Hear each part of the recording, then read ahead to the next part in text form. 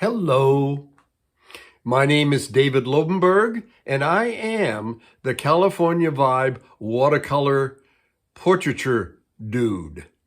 I create very expressive, out-of-the-paint box portraits. That's what I'm known for. I also teach this process online. Just go, and I have video lesson courses, so just go to the description below, and there's a link, and you can check it all out. So today I'm going to I do color mess arounds and I do simple monochromatic mess arounds just to give an idea of what it's all about without the extra complication of other colors. So, hey, let me show you a typical monochromatic mess around painted in phthalo blue green shade. Look at that. And I think you can see the sketch below, but the sketch I just paint right over it however I want to. As I tell my workshop students, when you do a mess around, you are as free as a bird. Don't worry about where highlights are or anything, just go to it. As long as you don't go beyond mid values. And then with your darker values, you, like magic, emerge the portrait. And in this demonstration you're going to see, I'll show you also how I work with a little bit of white chalk marker embellishments. So, with a blow-by-blow description, I am going to do a monochromatic California Vibe watercolor portraiture mess around. Enjoy. This pre-painted mess around done with a monochromatic color, phthalo blue green shade, with added splatters, was done without any concern about how I wanted the portrait to be painted. No concern about highlights, darks, and lights, none of that. Again, I was free as a bird. But you cannot go beyond mid-value. And here you're seeing me, after the mess around was bone dry, you can see me now starting to paint with the darks on the darker side of the value scale, the subject's hair. I'm going to frame his entire face first by doing his hair, top, left, and right. And I'm using what is called a cat's tongue or an oval brush. It's got a nice tip for details, but you can press on it, push down on the brush to do larger brush washes.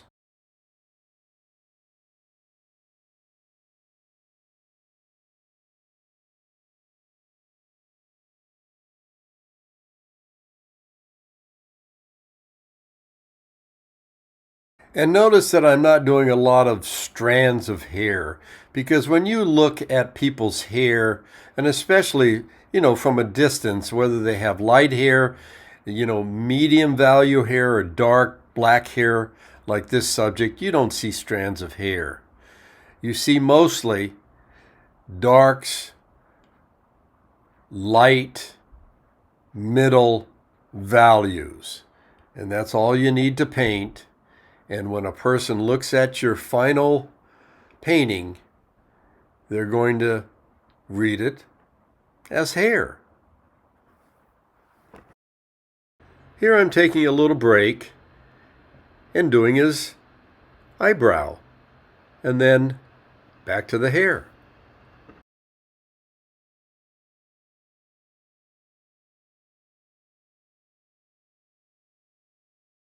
Remember, I'm working primarily with darker values. So the contrast between these darker values that I'm painting and that mess around underpainting will allow me to pull forth, and again, like I said, it's fun, it's like magic. It will allow me to emerge the portrait.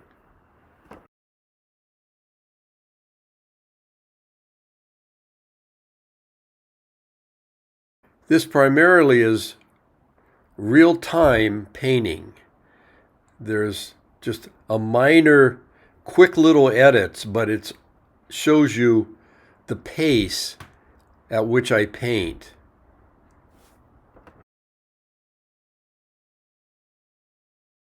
As I move about the hair, and later on the mustache and the beard, I'm constantly looking at my reference photograph. I have a reference photograph in front of me, and I'm looking at the darker values, some really dark, others a little less dark, and I'm capturing that impression of different values. And you'll see me do the same thing when I get to his facial features.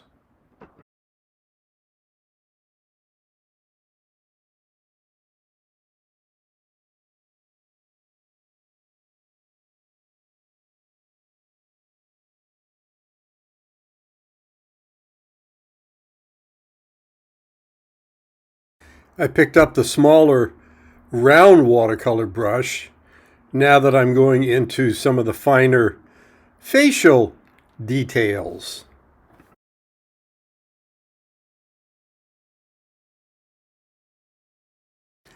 When I paint, in fact, when all artists paint or draw, they're painting or they're drawing not named items like an eyebrow or an eye or lips or a beard.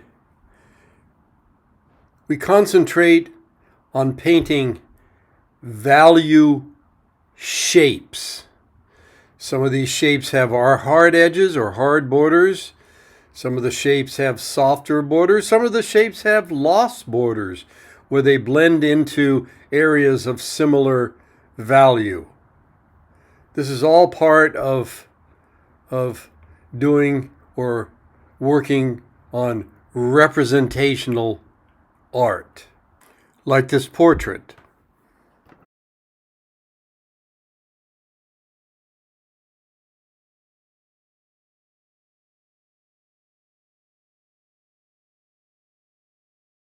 Maybe you can tell here that I absolutely love painting eyes.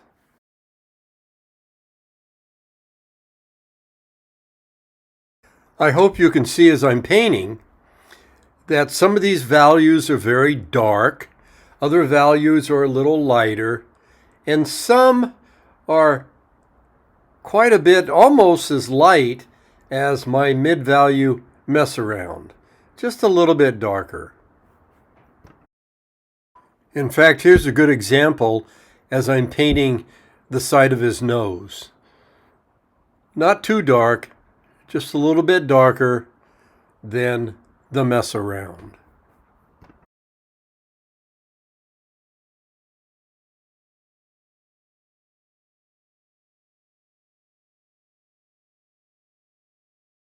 Again, as I'm painting, I've got that reference photo of this young man right in front of me, and I'm carefully following the value patterns across his facial features and trying to get those, as close as possible. They don't have to be perfect, but as close as possible within the areas or the value shapes that I'm painting.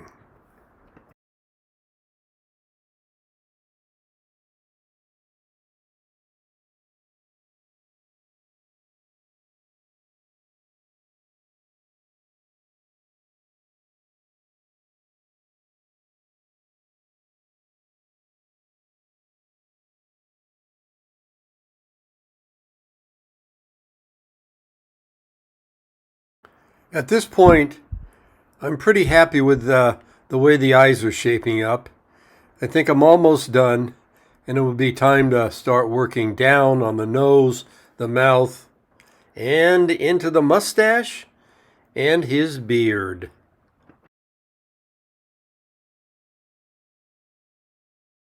Well, not quite done with that left eye. Then I'll move on. You'll often see me go directly to my palette paint well to pull off some pretty thick phthalo blue to get a really nice dark value in a lot of the areas of the face.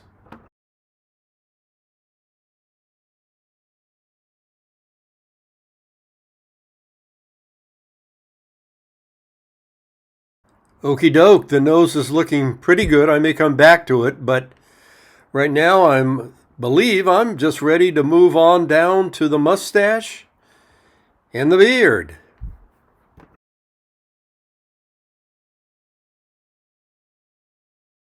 His hair and beard is quite dark, so most of the time while I'm painting those items, I've got a pretty thick consistency of paint on my brush.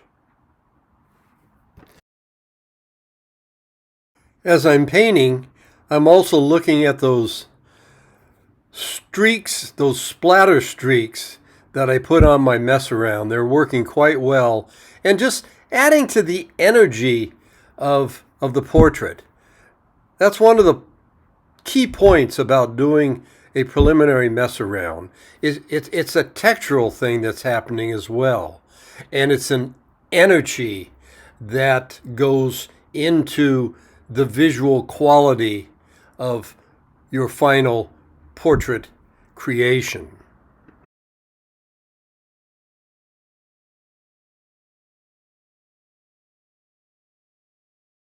A few touch-ups in his partially covered ear. And now it's beard painting time.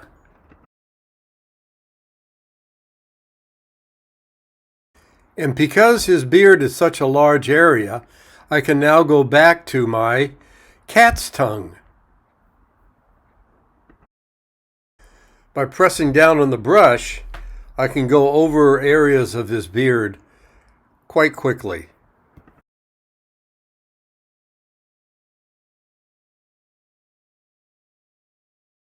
I feel like a barber applying lather to his beard in preparation of shaving it off, but I don't think he'd like that.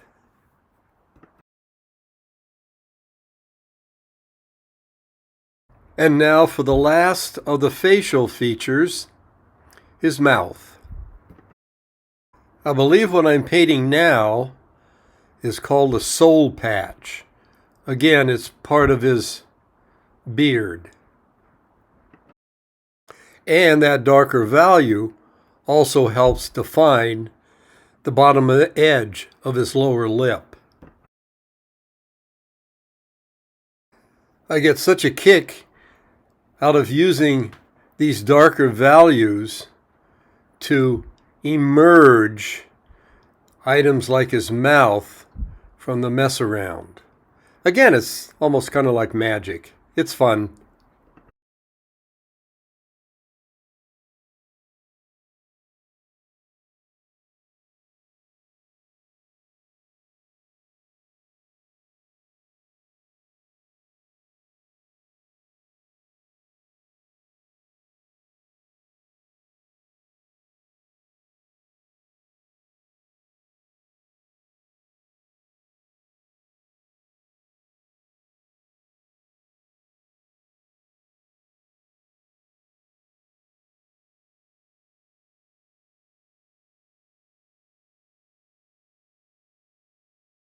Watch how I paint the upper lip.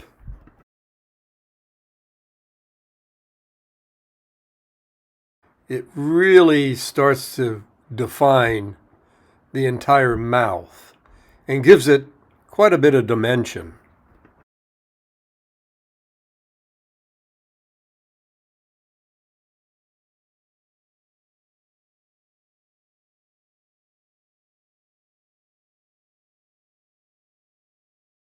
Now at this point, I got to say I'm almost 90, if not 90+% done with the portrait. I'm just going around now adding final touches. And all artists, and especially watercolor artists, this is a critical time because you do not want to overpaint. You can kill the energy of your portrait by doing that. So hopefully I won't go in that direction.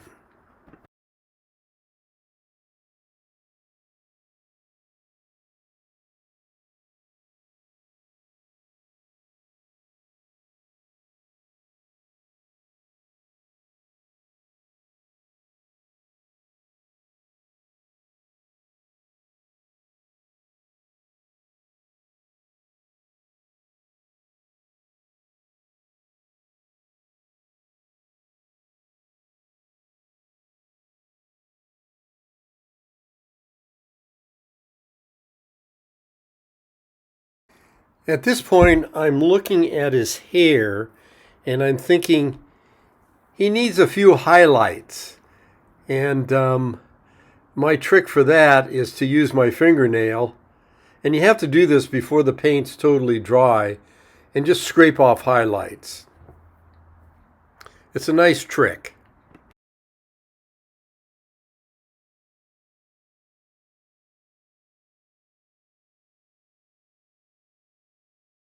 I'm looking at a few places where I just want to darken the value. I always enjoy this. This is where I paint the darker value where his upper and lower lips meet. And that's the final touch up on the painting of the mouth area, and it really pops out the mouth structure even more.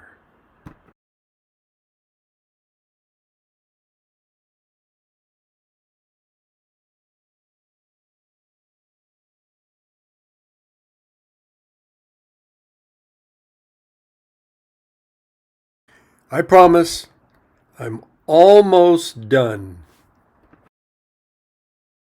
Put down those brushes, David. You're done. Okay, time to grab that white chalk marker. Just to show you how I can make my mess around portrait even more dramatic with key highlights.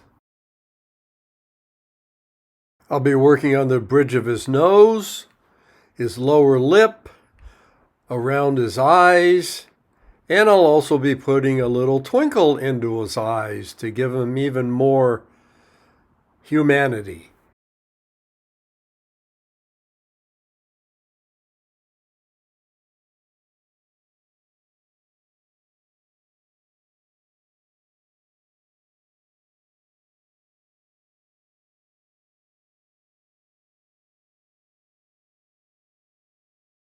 Thinking where to go next with the highlights.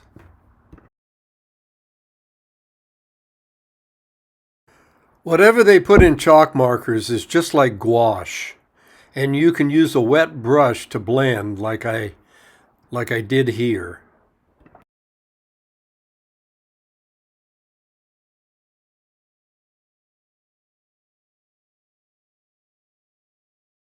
You'll see me go over white areas again just to make them more opaque and whiter, because after all, these areas are serving as highlights where a lot of light is bouncing off his face.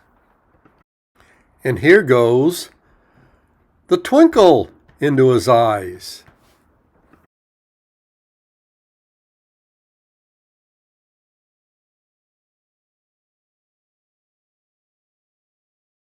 Here I'm doing more blending with a clean, slightly wet brush.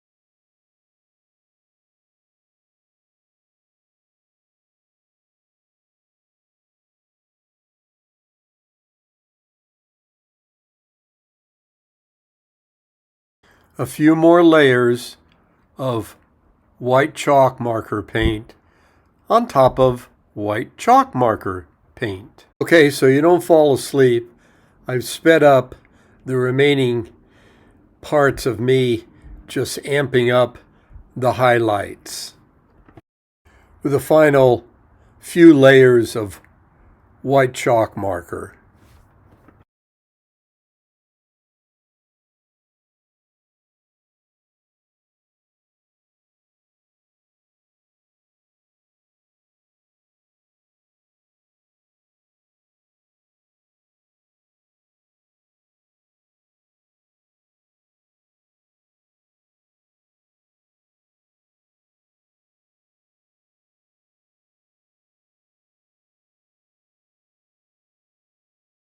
Done.